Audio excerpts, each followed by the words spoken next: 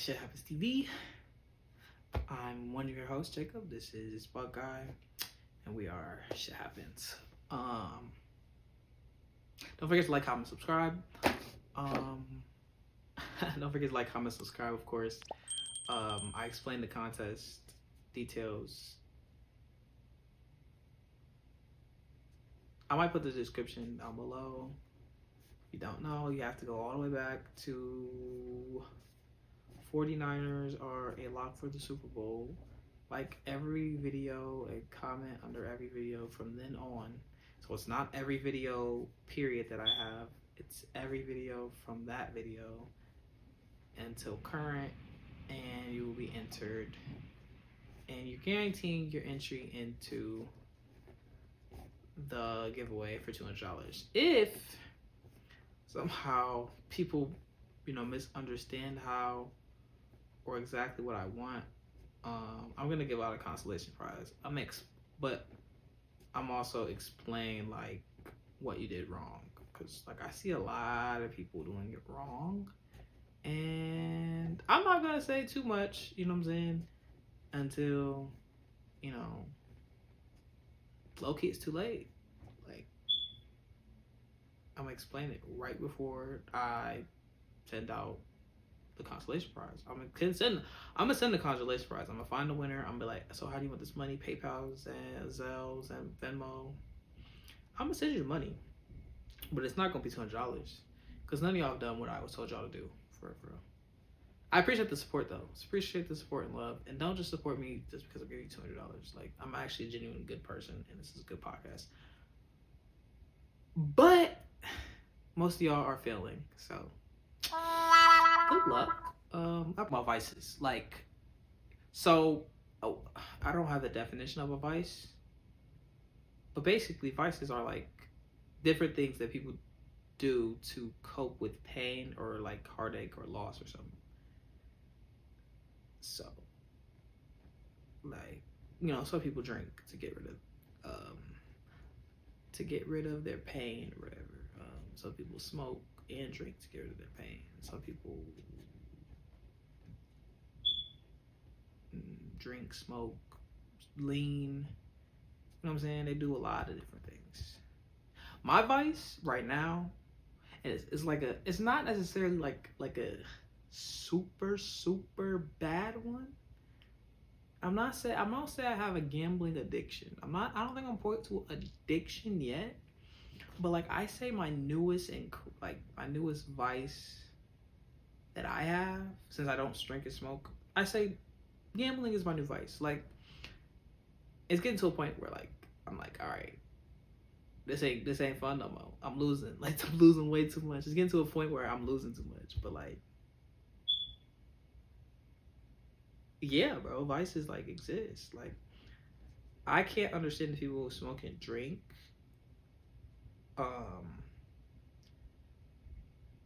Like every day, like have to get hammered, have to get I was gonna say zooted, but I don't like that. I don't like the word zooted. Like they had to get zooted. Like that's not, I didn't want to say that, you feel me? Like that was the people that have to get higher than ever, like every day. Like no, it's not that serious. For one, you gotta spend money to get the product that you need, whether it's the weed or whatever you smoke or inhale into your body. So one thing is costing you is money. Another thing is costing time, bro. You gotta meet up with your plug, unless the plug is mobile or whatever. So you gotta, you gotta wait for your mobile DoorDash plug or whatever, you know what I'm saying?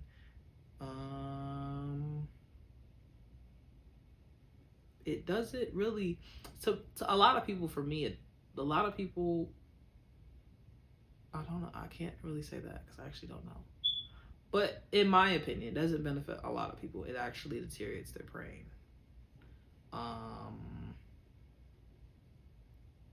Some people actually can function off of it. And those people probably have medical marijuana cards. And by all means, if you have anxiety and you really can't function without it, by all means, smoke it, of course. But to the people who just do it for fun, or I have to smoke my pain away, do you? Do you? That's a legit question for me, because it's like, A, did you try to deal with it internally? Or did you just run to the vice? Or did you get introduced to the vice when you was at your hardest point and you just thought the vice was getting you through? The vice didn't get you through. You know, if you don't believe in God, of course, you gonna feel like that. But like, I feel like the vice didn't get you through, like, either. You know what I'm saying? I could, I'm not, if you don't believe in God, of course, I'm not gonna say God got you through, but something got you through. Something. It wasn't the vice, though. It wasn't the weed you're smoking that got you through. That's not what got you through your days. I'm sorry, it didn't. Something mentally got you through it, like your own determination, like your own will to live. You like. I feel like people who depend on something to like actually function don't realize that they actually have an internal will to live, but they just don't want to unlock it and live. Like, you're scared to live and you feel more free off of a drug or drinking, and that's not helping you. Like, I'm speaking from my perspective. You know what I'm saying? I probably would have to interview somebody who smokes and drinks to actually know what the perspective is, you feel me? But from my perspective, it doesn't benefit anything. Mentally, you feel me? Mentally or monetarily. So it's like, it's a waste. But also, betting is a waste. I'm not gonna sit here and say that betting is a surefire shot. No, you got a 50-50 shot, basically. Honestly, it's really not a 50-50 shot sometimes. It's really like, the odds they give you, like minus 120, minus or plus this. Those are your real odds. I ain't gonna lie. You got like a 1 in 500 chance of hitting that, bro. Like, you got a crazy amount of odds of hitting these. But that's what makes it so fun. Like, but you don't realize, like, what you don't realize about betting is, like, that's your money going away. Like, you're just like, oh, you feel me? Like at first you're like, oh, this is a cool little game to play, and then you're like, wait a minute, I really just spent $50 in 2 days on betting, and I didn't win nothing back. See, me so far, I feel like I've had a good run, because most of my bonus bets I've used, so the bets from the app or whatever, I've used them. I haven't really invested too much of my own money. I won a few, so I had at least all of that bets money to put back into it. But I've taken, I've taken my winnings mostly home. I really honestly took most of my winnings home, and then played with a little change that I had remaining from it, because that's the way to do it. Don't play with everything. Play with what you feel like is a good amount to play with. Don't play with play with all your winnings, because there's no point of playing with all your winnings. You might as well take that home a little bit. But betting, man, it's really crazy, because like, you'd be like, oh yeah, LeBron's gonna score 20. Yeah, LeBron's gonna score 20, get 5 assists, and get a steal. So you watch the game later, right? LeBron gets his 20. He gets his 6 assists. He's like, yes. And you get all the way to the 4th quarter. He doesn't record 1 steal. You're like, really? Like, you're like, really, bro? The king, the breakaway dunk person, like the person that always, gets a random steal, goes all the way down the court, boom, in there. Like, I'm LeBron James. Like, that's like he don't score, bro. Like, of all people, or you know what I'm saying? You have everybody else hit, and you randomly think, oh, Anthony Edwards is gonna get 20 points. He finishes the game with 9 points. Like, what is that? Or, I know I'm using a lot of examples, but these are personal examples that I've done. Or you just bet on Derek White to hit 3 threes because Derek White's a solid player that comes off the bench. He's been solid. You bet on Derek White to get 3 threes. He shoots not one the entire game. Or you bet on Jeremy Grant to get 2 threes. He shoots not one the entire game, but finishes with 20 points. This is supposed to be a 3-point shooting league. What is going on? You get irritated after a while with it. But like I said, I use most of my bonus bets, one off of those, and used the little change that I had after. Like, let's say I won 200. Let's say I won 250, 258. I would save my 200, put the 58 back in. Only because it's like, bro, what am I really, you know what I'm saying? I'm probably going to end up spending the 58 anyway. It's like, I'm probably not going to do nothing. It's like, you know what I'm saying? But I'm keeping most of that to myself. But I'm putting the 58 back in. Or what's one I won? I won I think I won another one. It was like 180. I took 150 out. I kept the 30 in. Like, you got to be smart about it. So, my only advice, if you're going to bet on DraftKings or FanDuel or Prize Picks, I wish Prize Picks was in Ohio. I feel like that'd be green. I feel like that'd really be green for real. But they're not.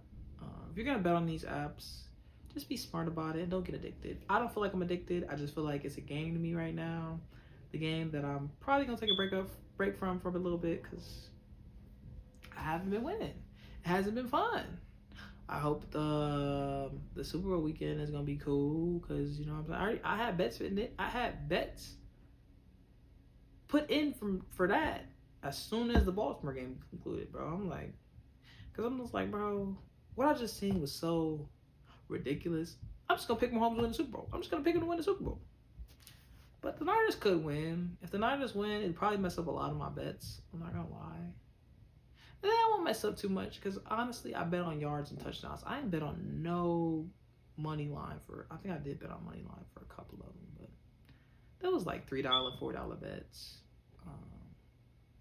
Like I said, bro, betting can be fun. It can be fun, and it can also get discouraging. You'd be like, bro, I'm done with this. NBA is the most trash betting I've done so far. I feel like it's the most trash betting. I even bet on horses, and I think I won $1. So I won on betting horses. That's kind of crazy. And I don't know nothing about horse betting. I won on that. And I usually win on NFL. Every week I've betted on NFL. I've won. NBA, I can't say the same. I probably won twice, 2 weeks out of the 5 that I've kind of just started my new addiction, new addiction is crazy. New vice, which is betting. So vices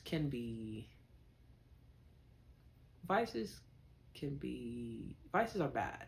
Usually vices are bad, but you can always turn the vice to something good and build habits that are great. Reading, taking a course on Coursera, or any website that teaches you how to do something. Taking a course for an hour a day, learning something new, learning what you really like to do, learning what you're passionate about. I zoned out for a minute. Learning about what you're passionate about is like one of the best things you can do for yourself. I want to learn how to play guitar. I want to learn how to play piano, and I also want to learn how to play sax. So I'm gonna probably hop on that. If I don't hop on it, it's probably never gonna happen. So I'm probably gonna hop on that. I definitely want to do it when I have more free time. That's why I'm gonna have more free time soon to edit more. Like, y'all don't understand, bro. Editing is like, it can be a task at times. It's like, it's not easy. The reason it's not easy is because you're doing it. If you're doing it by yourself, it's really not easy. If you have, I did have Brenda doing it, but like, I'm not mad. First of all, if you guys think I'm mad at Brendan for like not being here and like have any beef with him, I have no beef with Brendan. Me and we're still friends. I don't talk to him as much because hey, I don't have time. I really don't have time. Like I really would love to talk to Brendan. I would love to see Brendan, but like I don't have time. I don't have the time that I thought I would have. Um, so like you're probably like wondering like how did it work before? I mean, it worked because we both kind of made it work, and now it's like he kind of works a lot more, and I feel like I work a lot more. It's getting harder. Like it's just getting harder. You know, we're adults now. I'm a little bit more adult than him, seeing that I am older than him, but like he's still doing his thing though. Like no disrespect to him. Like honestly, I still love Brendan. We just don't have time. Like we don't. There's no resentment. There's no hate. You know what I'm saying? You ever had that friend you fall off with? It's just crazy. Like the fall off is just so immediate and so like like that. Like it's done. Like the friendship is like done. Like if I see Brendan, I probably would hug him right now. Like it would be dope to see Brendan. It would be dope to see a lot of people that I haven't seen in a while because I just haven't seen him in so long. It's like, bro, you still alive? Like I don't wish no death on nobody. I'm just like, it's just surprising because you ain't seen him in so long. You're like, dang, bro, I haven't seen you in 3 to 5 years. I haven't seen you since high school, bro. It really is crazy. Like with that episode with Phase On, bro, I really gotta get Phase On back. Like I haven't talked to Phase On. I haven't talked. Like it's been a minute since I talked to these people, man. I really gotta get some of my guests back, man. People try to make you angry. You just gotta laugh it off. Honestly, people be trying. People be trying. I feel like I went off into a crazy tangent. What was it? This episode was about vices. So there's obviously good things you can do for yourself, and there's obviously bad things. One of the worst things that most guys do is watch the corn. I'm gonna say corn. I'm not gonna say yeah. Well, they watch the corn, bro. That is something that a lot of guys it messes up their head, and it honestly creates social awkwardness when you see girls because all you can do is think about is get like lustful or horny, and it's like, bro, no, there can be actual friends that you don't want to do that thing with. That just you just want to be their friend. There's that actually exists. It does exist, but also if you have a girlfriend and they hanging out just a little bit too much and it just seem a little bit off, most likely your gut instinct is probably right. I'm not gonna lie because it just is. It just is. Your gut instinct is probably right. Like if you have a girl and all she wants to do is hang with her guy best friend, it could get a little tricky. There are platonic relationships, but I'm telling you, most of the time your gut instinct is right. And honestly, you want to definitely find some proof before you approach it. But you definitely want to find proof before you approach it. Don't want to just jump in and be like, oh, what are you guys doing? Why? You know what I'm saying? Definitely find some proof before you approach it, and don't be stupid about it. Like don't just, why are you hanging out with this dude? I don't trust dudes. Calm down, Jamal. Don't pull out the don't pull out the nine, bro. Like calm down. Like okay, you don't trust dudes, but calm down. Just the best friends. There are some, you know, some rare moments where it's just platonic, but most guys are doing it because the girl turned them down, and they're hoping that eventually over time they get enough trust, they build enough bond where they have an awkward moment, an awkward silence, and an awkward opportunity so they can just lay a kiss on her and she won't fight it. You know what I'm saying? And I'm saying most guys are waiting for that awkward, weird opportunity. Most guys will wait years to do it. They'll wait years. They'll wait for this awkward opportunity to take advantage of people. And I hate it. I honestly do. I hate any guy that is playing a long game. Or playing a long game on a female that's in a relationship. Now, obviously, if she's single, fine, cool. But if you're playing a long game with any girl that's in a relationship, bro, just stop. Like, you could be friends, like, but don't play a long game with her, bro. There's other people in the world. Like, if you think that's your one, I guess I just never played that game. And on that note, we are gonna end this podcast because I am going on a rambleathon that is just not ending. I don't know where we're at, but I feel like we're at 20 minutes of me just rambling about crazy things, and I apologize. So the viewers that are watching this, I really apologize. I really do. I am sorry. I really am. Don't forget to like, comment, subscribe, guys. And from me and Buckeye, no matter what in life, shit happens. I'll see y'all. Appreciate y'all. Like and comment on the video, please. Love you guys.